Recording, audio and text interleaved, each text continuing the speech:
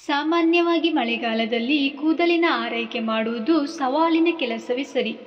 ಮಳೆಯ ತೇವಾಂಶದ ಹೆಚ್ಚಳ ಹಾಗೂ ಶಾಖದ ಕೊರತೆಯಿಂದಾಗಿ ಕೂದಲಿನ ಸಮಸ್ಯೆ ಉಂಟಾಗುತ್ತದೆ. ಇದರಿಂದ ಕೂದಲು ಉದುರುವಿಕೆ ಪ್ರಮಾಣವೂ ಕೂಡ ಹೆಚ್ಚಾಗುತ್ತದೆ. ಹಾಗೆಯೇ ಮಳೆಗಾಲದಲ್ಲಿ ತಲೆ ಸ್ನಾನ ಮಾಡಿದ ಬಳಿಕ ತಲೆ ಕೂದಲು ಸರಿಯಾಗಿ ಒಣಗದೇ ಇದ್ದರೆ ತಲೆ ಹೊಟ್ಟಿನ ಸಮಸ್ಯೆ ಕೂಡ ಎದುರಾಗುತ್ತದೆ. ಈ ಸಮಯದಲ್ಲಿ ಕೂದಲಿಗೆ ಇತರ ಸಮಯಕ್ಕಿಂತಲೂ ಹೆಚ್ಚಿನ ಆರೈಕೆ ಹಾಗೂ ಕಾಳಜಿಯನ್ನು ವಹಿಸಬೇಕಾಗುತ್ತದೆ. ಒದ್ದೆಯಾದ ನೆತ್ತಿಯನ್ನು ಸರಿಯಾಗಿ ಒಣಗಿಸಲು ಮರೆಯದಿರಿ. ಒದ್ದೆಯಾದ ನೆತ್ತಿಯು ತಲೆ ದುರ್ವಾಸನೆಗೆ ಕಾರಣವಾಗುತ್ತದೆ.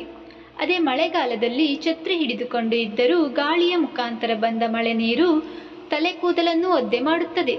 ಆದ್ದರಿಂದ ಮಳೆಗಾಲದಲ್ಲಿ ಹೊರಗಡೆ ಹೋಗಿ ಬಂದ ಕೂಡಲೇ ನೆತ್ತಿಯನ್ನು ಸರಿಯಾಗಿ ಒಣಗಿಸಲು ಮರೆಯದಿರಿ. ನಿತ್ಯ ಬಳಕೆಯ ಶಾಂಪು ಬಳಸಿ.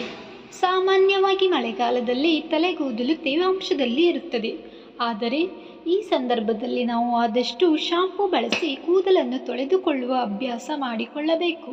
ಮಳೆಗಾಲವೆಂದು ಈ ಅಭ್ಯಾಸವನ್ನು ನಿರ್ಲಕ್ಷಿಸಬಾರದು.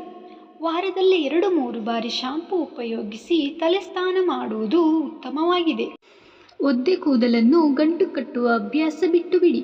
ಹೆಚ್ಚಿನ ಸಂದರ್ಭದಲ್ಲಿ ನಾವು ಮನೆಯಲ್ಲಿರುವಾಗ ತಲೆ ಕೂದಲನ್ನು ಗಂಟು ಕಟ್ಟಿ ಬಿಡುತ್ತೇವೆ. ಇದರಿಂದ ನಮಗೆ ತಿಳಿಯದೆ ನಮ್ಮ ಕೂದಲಿಗೆ ಹೆಚ್ಚಿನ ಘಾಸಿಯಾಗುವ ಸಾಧ್ಯತೆ ಇದೆ. ಅದರಲ್ಲೂ ಮಳೆಗಾಲದಲ್ಲಿ ಒದ್ದೆ ಕೂದಲನ್ನು ಈ ರೀತಿ ಗಂಟು ಕಟ್ಟುವ ಅಭ್ಯಾಸ ನಿಮಗಿದ್ದರೆ ತಕ್ಷಣವೇ ಅದನ್ನು ಬಿಟ್ಟು ಬಿಡಿ. ಇದರಿಂದ ಕೂದಲು ಉದುರಿಕೆ ಮತ್ತು ತಲೆ ಹೊಟ್ಟಿನ ಸಮಸ್ಯೆ ಎದುರಾಗಬಹುದು. ಅನಿವಾರ್ಯ ಸಂದರ್ಭದಲ್ಲಿ ಕೂದಲು ಅರೆಬರೆ ಒಣಗಿದಾಗ ಗಂಟು ಕಟ್ಟಿಕೊಳ್ಳುವ ಸಂದರ್ಭ ಎದುರಾದರೆ ಸಡಿಲವಾಗಿ ಕಟ್ಟುವುದು ಉತ್ತಮವಾಗಿದೆ. ಒದ್ದೆಯಾದ ಕೂದಲನ್ನು ತಕ್ಷಣವೇ ಬಾಚಿಕೊಳ್ಳಬೇಡಿ. ನಿಮ್ಮ ಒದ್ದೆಯಾದ ಕೂದಲನ್ನು ತಕ್ಷಣವೇ ಬಾಚಿಕೊಳ್ಳಬೇಡಿ, ಏಕೆಂದರೆ ಅದು ದುರ್ಬಲವಾಗಿರುತ್ತದೆ. ಸರಿಯಾದ ಬಾಚಣಿಗೆಯನ್ನು ಆರಿಸಿ, ಇದರಿಂದ ಅದು ನಿಮ್ಮ ಕೂದಲು ಸುಲಭವಾಗಿ ಬಿಡಿಸುತ್ತದೆ. ಬಾಚಣಿಗೆ ಹಲ್ಲುಗಳ ನಡುವೆ ಸಾಕಷ್ಟು ಸ್ಥಳಾವಕಾಶವಿದೆ ಎಂದು ಖಚಿತಪಡಿಸಿಕೊಳ್ಳಿ. ಇದರಿಂದ ಬಾಚಣಿಗೆ ಮಾಡುವಾಗ ಕೂದಲು ಒಡೆಯುವುದಿಲ್ಲ ಮತ್ತು ಕೂದಲು ಉದುರುವುದಿಲ್ಲ.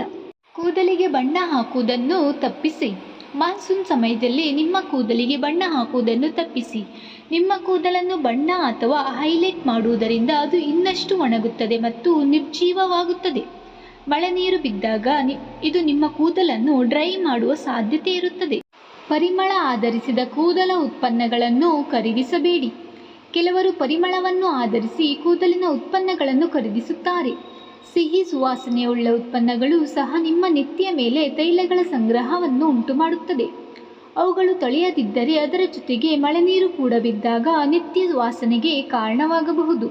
ಇಂತಹ ಕೂದಲಿನ ಉತ್ಪನ್ನಗಳನ್ನು ಮಳೆಗಾಲದಲ್ಲಿ ಆದಷ್ಟು ತ್ಯಜಿಸುವುದು ಉತ್ತಮವಾಗಿದೆ.